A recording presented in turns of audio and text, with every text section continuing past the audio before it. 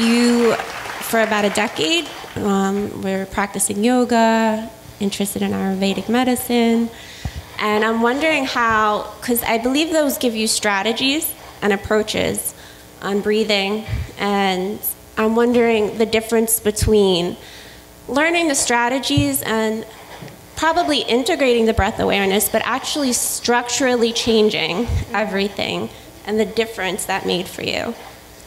Okay, well, I mean, for almost my whole life, I couldn't even breathe through my nose, so I was learning all these techniques. I mean, waking up at 5 a.m.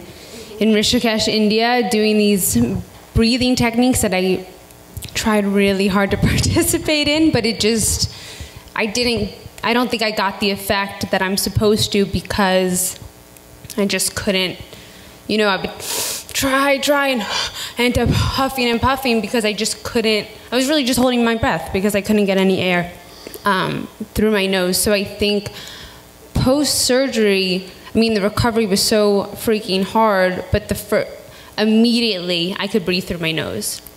So that I had relief immediately in that sense. And I mean, it was just amazing, you know, because I would kind of feel like, I think I'm kind of breathing through my nose, you know, and now I'm like, no, now I'm breathing through my nose, and this feels good.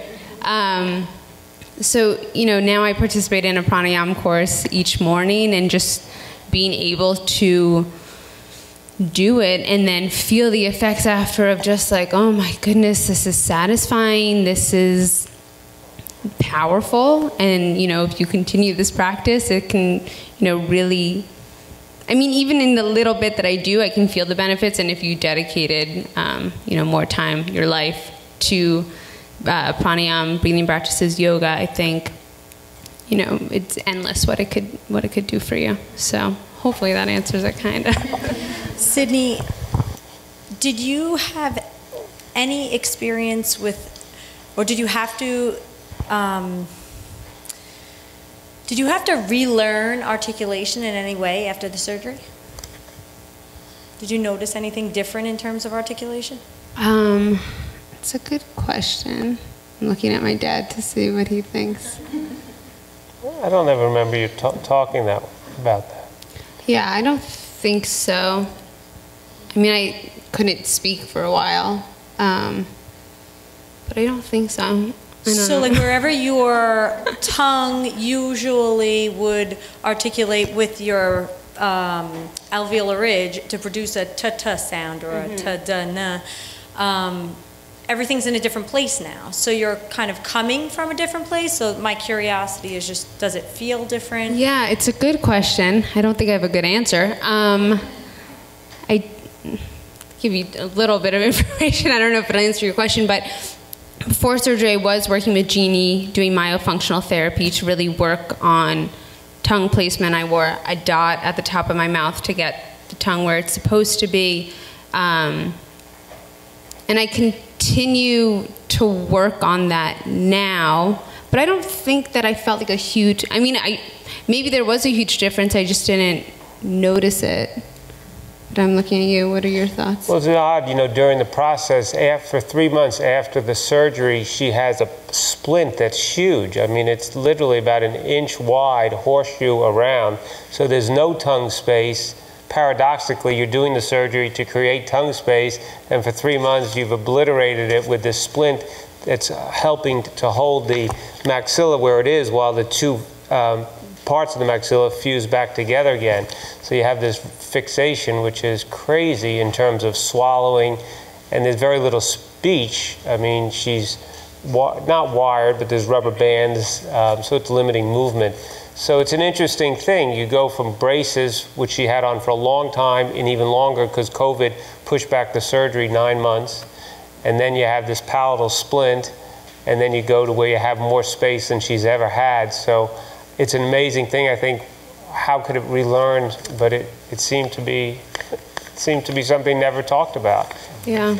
So I can say qualitatively that Sydney used to sound like she was a little bit underwater at times. And I always thought of it as being under snot because she was so congested. And as many of you I'm sure have noticed, I travel with my mommy a lot. And so she was in the other room when we were filming last time. And in between segments, she said, she sounds different. If I didn't know Sydney was in there, I wouldn't know. Her voice is clear. I can hear a difference. She used to sound, and she said underwater, even though we hadn't previously discussed that. And she was like, it's like she can articulate now. So maybe you don't hear it, and I have to say with you in front of me, it's only when I think about it that I remember the underwater sound, but I made notes about that in my protocols, but didn't think about the before and after of it. And it was when somebody wasn't looking at you, who had been familiar with your pre-operative voice, that had made a comment about it. Enough so that to contribute it, like unsolicited. So resonance changed for sure. I did have one friend who I hadn't seen in years. We were just catching up, and he was like, your voice is different. And I was like, my voice? Look at my face. My face is different. Didn't even notice that, but that was the first thing that he noticed was I sounded different. So change. But just from an ENT standpoint, obviously nasal breathing is really key for resonance. But one thing that is also going to happen is when you start breathing again and not having any apneas, you have less reflux. And by definition, you had chronic laryngeal voice box swelling, which kind of swells up the voice box, giving you this altered voice. And now that you have less swelling, it's going to sound clearer. Does anyone have any advice? I know very often we're faced with parents who are have not bought in. They actually, while Amy was speaking, I had a parent of a child who was supposed to be here today text me a picture of a message from the teacher that said he had a terrible day. This child happens to be on the autism spectrum. He's grossly overweight. He only eats, I think, 3 or 4 foods. Our occupational and speech therapist here at this center see him.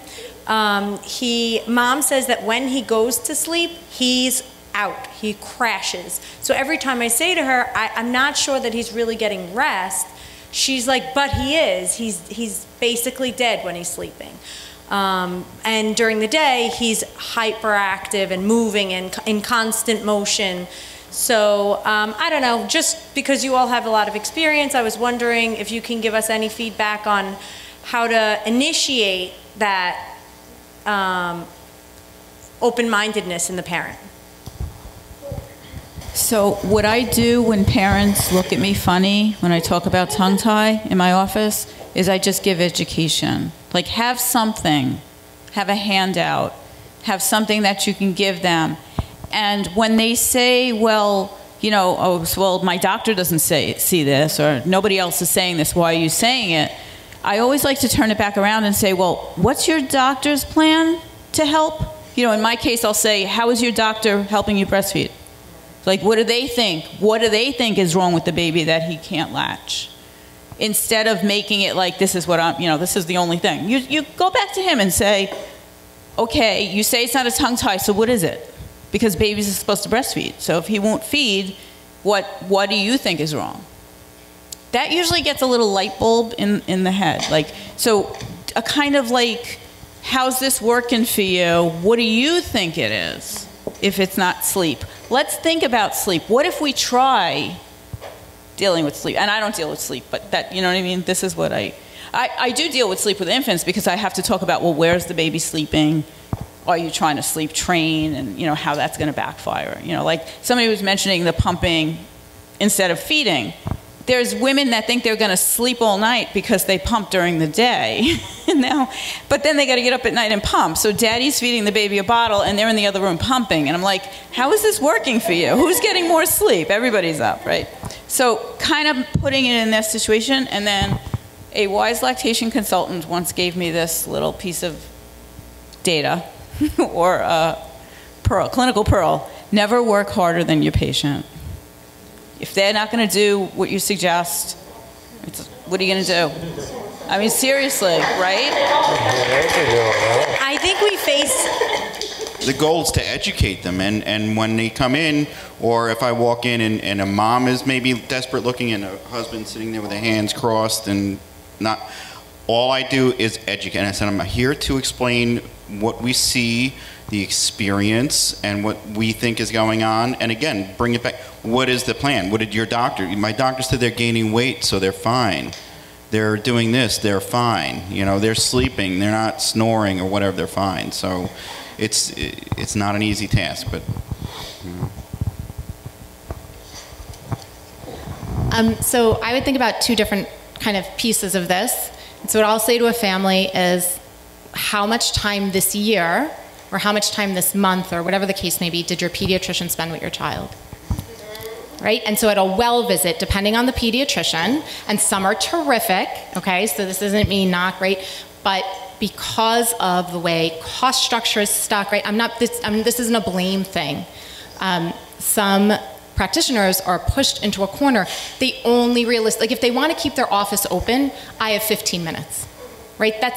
And I like to eat, I like electricity, I like clothes, not even fancy ones, right? So I'm going to figure out a way to make my own practice work, and I can't even think about if I also had to factor in things like the expensive vaccines, or the type of malpractice, et cetera.